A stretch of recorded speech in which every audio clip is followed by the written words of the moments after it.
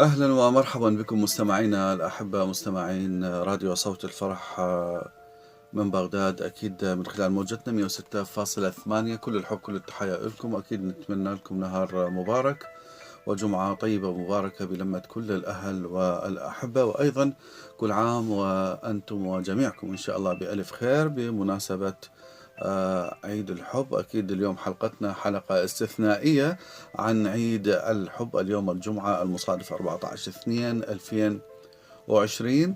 عنوان حلقتنا أكيد حيكون: متى يكون الحب صعبا ومتى يحقق أهدافه بسهولة. راح نبحر وياكم في حلقتنا لهذا اليوم على مدار الوقت القادم من برنامج أكيد من بغداد.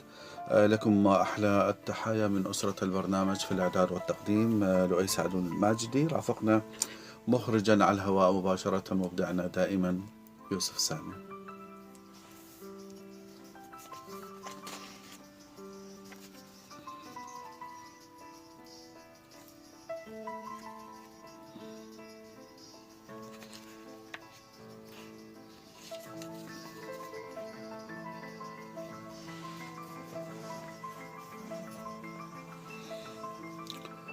إذا تحياتنا لجميع أهلنا وأحبابنا وأصدقائنا وأخواننا أخواتنا مستمعينا الأكارم، محبين راديو صوت الفرح بكل البرامج، وتحديدا برنامج من بغداد.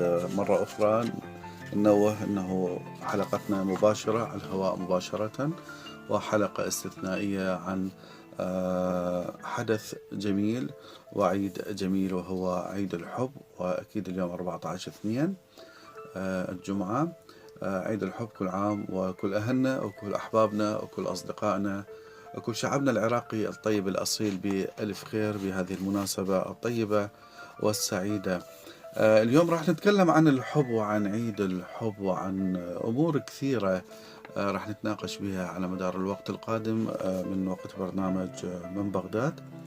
أكيد ننوه عن أرقام هواتفنا لكل من حاب يتصل بينا بمداخلة برأي بتهنئة. كل الهلا بكم على أرقامنا اللي هي 0770 900 8551 و 078 1200 8181.